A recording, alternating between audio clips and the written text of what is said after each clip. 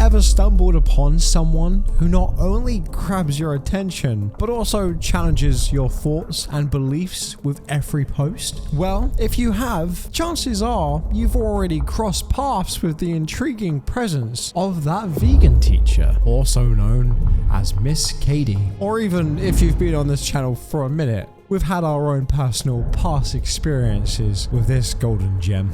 But honestly, guys, what is it about her that makes her just so captivating, you might ask? Well, with an astonishing 1 million followers on TikTok alone, her influence reaches far and beyond the digital world, even though she's technically not even allowed to be on TikTok. But anyway, there's more to her than just numbers. Behind her advocacy for animal rights and her promotion of a plant-based lifestyle lies a story as intricate as it is contentious. However, as with any influential figure, her journey has been a roller coaster ride. Her bold viewpoints have ignited heated debates, with some even perceiving her as to be too radical and extreme. Honestly, most people with a pair of eyes or ears, if I'm being honest. But most recently, that vegan teacher has uploaded a video that has stirred up controversy by expressing her belief that coming out as vegan is more challenging than coming out as LGBTQ.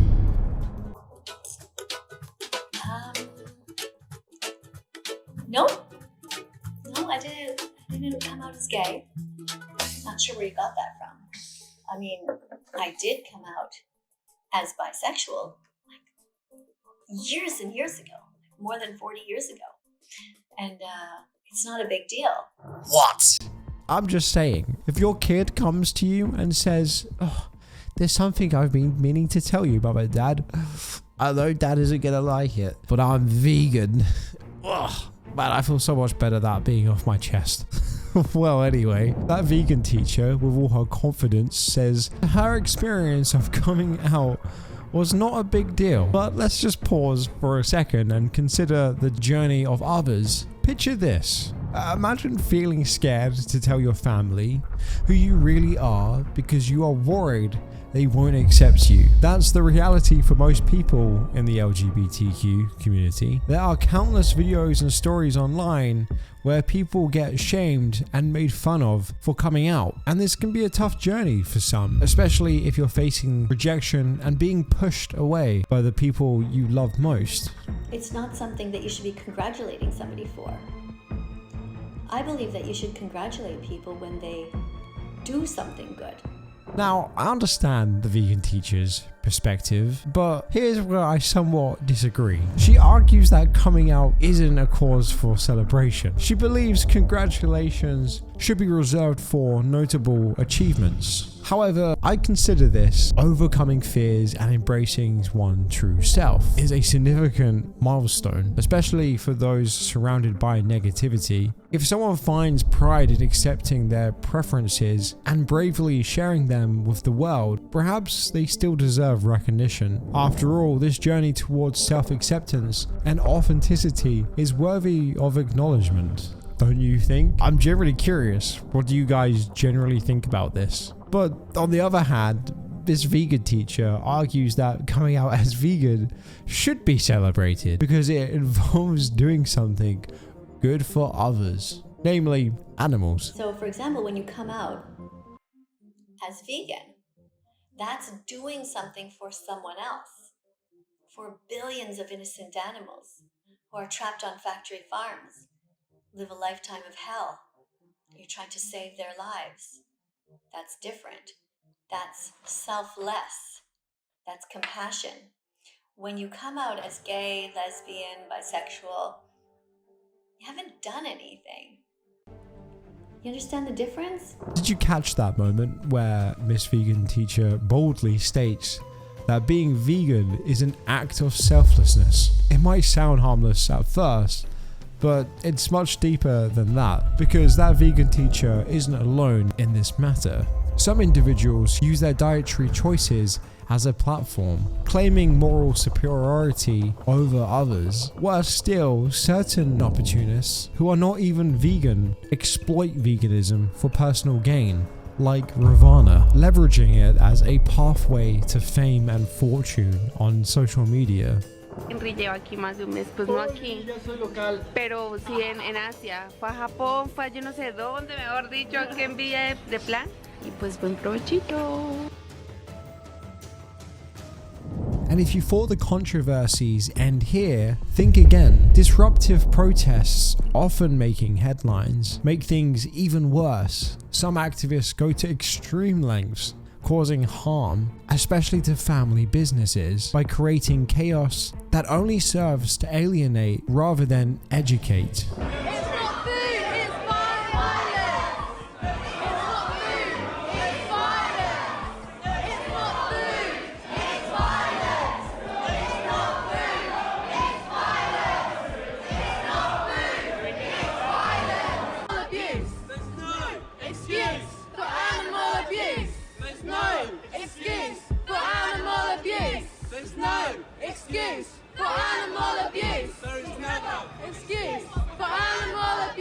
And now, as you reflect on Vegan Teacher's perspective, consider this. Is veganism truly selfless, or is there more to the story? I think the answer is clear. Okay, when somebody comes out as gay, what should you say? You should say, oh, thanks for letting me know, because they've shared a part of them.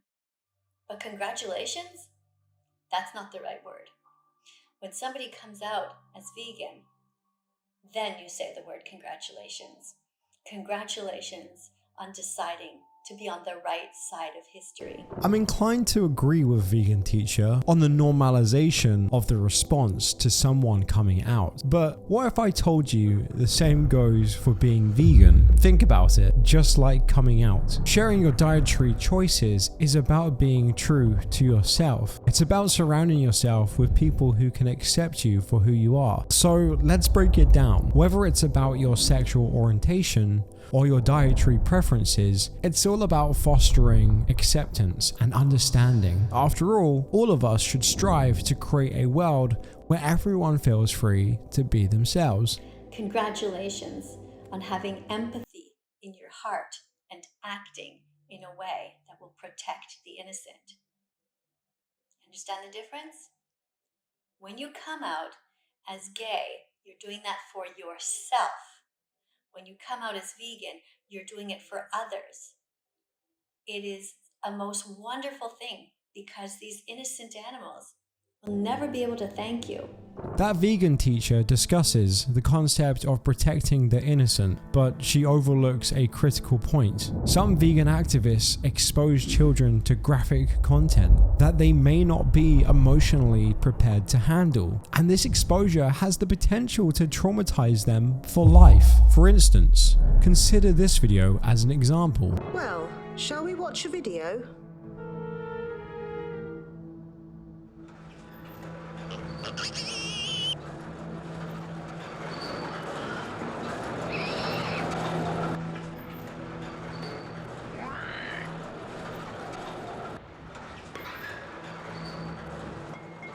It's just utterly disgusting that you would want children to see that at that age. I wonder who would expose children to such controversial topics. Well, brace yourselves, because it's none other than Peter. I've delved into this issue in a detailed video about Peter's actions, so if you haven't seen it, I highly recommend giving it a watch. But here's where the hypocrisy of that Vegan Teacher comes into play. Despite advocating for veganism as a means of protecting the innocent, she contradicts herself by suggesting that being vegan is solely for the benefit of others. It has been proven by scientists that eating a vegan diet is healthy for you, and it is also the best choice for the environment. So if you care about the life of the planet, if you care about future generations, you will be vegan. And in reality, choosing to adopt a vegan lifestyle is not for others. It's a personal decision, as even Miss Vegan Teacher herself acknowledges the health benefits of a vegan diet are a major fact, highlighting that individuals often prioritize their own well-being when making this choice. However, Vegan Teacher then shifts the topic to discuss the old age joke about vegans always talking about their dietary choices. It's a stereotype she's quick to debunk, pointing out that meat eaters are just as vocal about their food preferences. Yet, she overlooks a crucial point. Right, so there's this joke, how do you know that someone's vegan? Don't worry, they'll tell you. Well, the same joke goes with meat eaters. They always tell you. They're always showing their signs everywhere. There's McDonald's out there, there is Burger King, all these terrible places that abuse animals. Every grocery store that you go into is filled with death. You walk into a grocery store, you're essentially walking into a morgue. While Vegan Teacher discusses examples of fast food advertisements and grocery store products promoting meat, she overlooks a critical point. These advertisements are just that, marketing tactics aimed at selling products. They don't necessarily reflect an individual's dietary choices, and what she fails to acknowledge is the wide variety of vegan options available, especially nowadays, from plant-based burgers to dairy-free milk alternatives. These products are primarily displayed and actively promoted to customers through advertisements, but some of them are horrible, to say the least. I could never go vegan, said every vegan before going vegan. Take Ibrahim, who accidentally grabbed Chelsea's plant-based lunch. It tasted like an angel giving birth inside his mouth. So what's the bottom line? Well, Miss Vegan Teacher does have some valid points, but there's always more to the story. The future we are looking forward to is where you walk into a grocery store and you see no death. Just a wide variety of veggies, fruits, nuts, and seeds. Absolutely beautiful. All the colors of the rainbow, without any dead bodies. Also, no stolen items. No milk that's stolen from a cow. No eggs that are stolen from chickens. No lives. You see, if you want to know if something's vegan, you simply ask yourself, has anything here been stolen? If somebody's leg is there in the grocery store, you know that someone's leg was stolen. If a wing has been stolen, that's somebody's wing. That's a chicken's wing. If you go into the grocery store and you see milk that's there from a cow, you know that is stolen. Vegans are against stealing.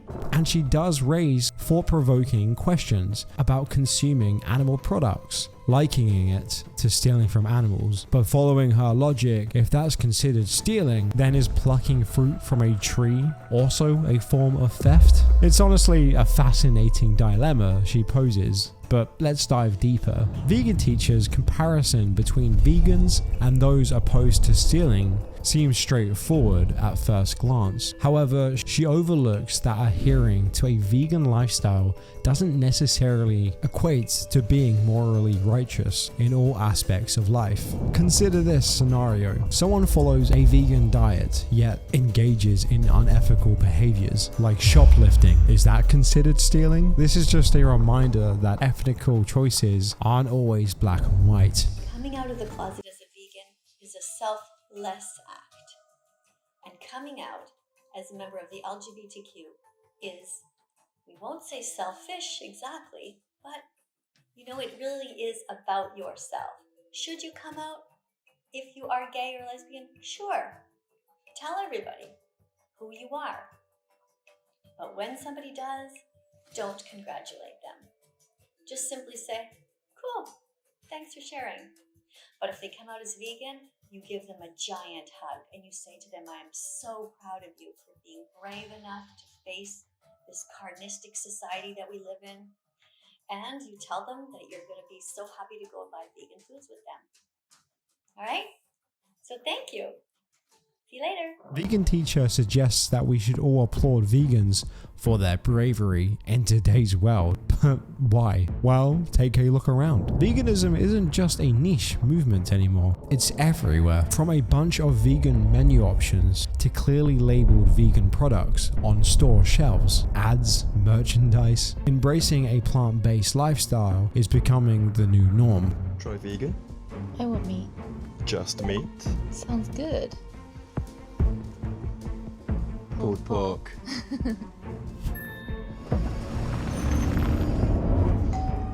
I'm so hungry. I could eat a horse. Just meat delivered fresh to your door with a free gift for our new customers. It's a remarkable shift in society as a whole, and one that's becoming hard to ignore. With veganism gaining momentum and acceptance, it's no longer seen as a radical choice, but rather as a mainstream lifestyle. In fact, congratulating vegans for their courage in today's society seems almost unnecessary when veganism is becoming more and more normalized by the day. Ultimately, she wraps up her statement by suggesting that you should just congratulate vegans and even express eagerness to buy vegan foods with them. But here's the thing, expecting others to not only celebrate your dietary choices, but to also adopt them themselves can feel a bit self-centered. Like, don't you guys agree? It's a thought-provoking point she raises, one that invites us to reflect on our dietary preferences and social interactions. But after all, shouldn't acceptance and respect for diverse diets kind of go both ways at this point? We should consider the importance of empathy and understanding in our interactions with others, especially when it comes to something as personal as food choices.